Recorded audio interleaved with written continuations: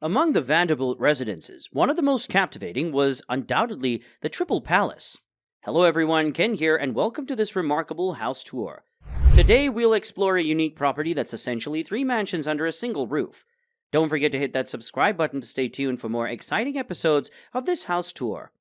After his father's passing, William H. Vanderbilt commissioned the construction of a grand mansion at 640 Fifth Avenue in Midtown Manhattan. This mansion, known as the Triple Palace, was a complex architectural masterpiece envisioned by William himself. He enlisted the talents of Charles B. Atwood and John B. Snook to bring his dream home to life. William was an avid art collector and needed ample space to showcase his extensive collection. Additionally, he wanted to provide a private residence for his daughters, Emily and Margaret, and their families. The Triple Palace was designed to accommodate a single-family unit in the southern wing and a duplex in the northern wing. This layout allowed William to maintain close proximity to his family while providing his daughters with their own private living spaces. The press often referred to the house as the Vanderbilt twins because, in reality, it consisted of two distinct mansions cleverly integrated by design while housing three branches of the same family. The two wings of the mansion were connected by an elegant portico and separated by a spacious courtyard, united by a harmonious brownstone facade. Initially, the mansion was intended to feature a limestone facade, but William opted for something more practical and familiar, leading to a last-minute change in the design. Snook and Atwood drew inspiration from classical elements when crafting the mansion's design. It boasted impressive Doric and Corinthian-style columns along its facade, adorned with horizontal string courses that delineated the different levels of the house. Ornate entablatures depicted intricately designed vines in 3 dimensions. Many windows featured decorative vases overflowing with flowers. As one's gaze moved upward along the facade, the cornice demanded attention, featuring boldly crafted lions' heads beneath the parapet wall, encircled by a balustrade. This detail served as the mansion's distinctive roof cap. On the first floor, both sections of the mansion were interconnected by doors that could be opened to accommodate large gatherings when both families entertained guests together.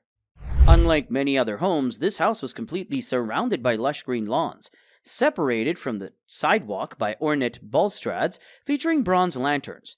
The stone pavement leading to the portico was laid on a grand scale, with the largest stone ever quarried in American history weighing over 44,000 pounds and measuring about 25 feet by 15 feet. Approaching the southern wing of the mansion, guests were left in awe and anticipation of the marvels that awaited them behind the front door. In the 1880s, Standard Oil, under John D. Rockefeller's leadership, faced accusations of being both excessively large and employing questionable business practices. However, John saw this as part of a competitive game where only the strongest would survive. The New York Times strongly criticized Standard Oil, describing it as the most cruel, impudent, pitiless, and grasping monopoly that ever fastened upon a country. During this period, Standard Oil had over 100,000 employees, 20,000 domestic wells, 4,000 miles of pipelines, and 5,000 tank cars. Rockefeller expanded his wealth further when automobiles emerged, as he began producing gasoline for these vehicles. His business empire also extended into the steel industry. By 1902, he had generated a staggering $58 million from his investments, equivalent to over $1.7 billion today. Despite this immense wealth, negative attention began to surround Rockefeller due to allegations of unscrupulous practices.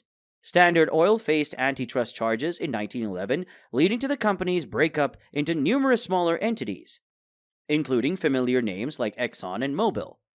After this event, Rockefeller's wealth was estimated to be around $900 million, which, adjusted for inflation, equals $320 billion today. The relentless pursuit of wealth took a toll on Rockefeller's health.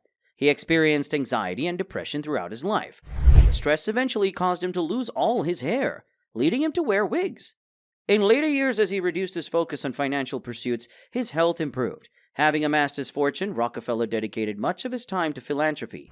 He generously donated substantial sums to support advancements in medicine, science, education, and the arts. In 1913, he established the Rockefeller Foundation, contributing approximately $250 million over time. Adjusted for inflation, this would be roughly $60 billion today. Rockefeller remains a controversial figure, with detractors criticizing his ruthless and greedy side. However, others argue that he also had a compassionate and generous aspect. As one commentator noted, what makes him problematic and why he continues to inspire ambivalent reactions is that his good side was every bit as good as his bad side was bad. Seldom has history produced such a contradictory figure. At the time of his richest, some estimates placed Rockefeller's wealth at $402 billion in today's money, a significant portion of the US GDP and potentially making him the richest person in modern history. However, some sources suggest his fortune may have been half that amount. In his later years, at the age of 86, Rockefeller penned a poem that expressed his life's contentment. While the sentiment is relatable, it's essential to consider the different challenges faced in the early 20th century compared to today's digital age, where online security is a constant concern. William initially opened his art gallery to the public, hoping to inspire visitors with his beloved paintings. However, he was disappointed by the behavior of the general public during their visits. Consequently, he decided to close the gallery to the public and only allow entry by invitation. In 1885, William unexpectedly passed away, leaving the house to his daughter, Maria.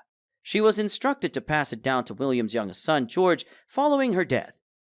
The will specified that the house and its collection should remain within the family, handed down from son to son. In 1896, Maria passed away, leaving the house to George. However, George had little interest in living in his father's home, considering it outdated. By 1902, George came up with a plan for the house. He divided the north and south wings by demolishing the porticos and initiated renovations on the south mansion. In 1905, the northern mansion, now separate from the southern mansion, was rented to Henry Clay Frick, a wealthy figure in the railroad industry. Frick had long admired the house for its status as a top destination for art enthusiasts among the elite. He promptly modernized the mansion with updated lighting and bathrooms. Frick sought to purchase the house from George but encountered complications related to William's will, which prohibited the sale. George began building his own house nearby but passed away before its completion. With no male heirs to inherit the house, it was bequeathed to Cornelius Vanderbilt III. Cornelius required Frick to vacate the property and proceeded to renovate the mansion extensively, investing $500,000, equivalent to $10 million today, to meet his needs. Cornelius III hosted political leaders from around the world, including U.S. presidents. However, escalating taxes made it financially challenging for the Vanderbilts to maintain their properties. Emily Vanderbilt and later Cornelius disregarded the terms of William's will and sold their shares of the northern mansion. In July 1941, the Vanderbilt family organized final events in the house, opening it to the public and charged $1 for admission to support charity. Cornelius III passed away in 1942, marking the end of an era for the Vanderbilt family. In 1943, his widow sold the Vanderbilt art collection for approximately $4 million, a significant discount compared to the acquisition cost. The furniture was also sold, with much of it used as props in Hollywood films produced by Paramount Pictures. Demolition of the house began in 1947 and was completed by March 1949. The cornerstone for a new building was laid, marking the end of the 7 Vanderbilt mansions along Fifth Avenue in Midtown Manhattan and the conclusion of the era of robber barons in New York.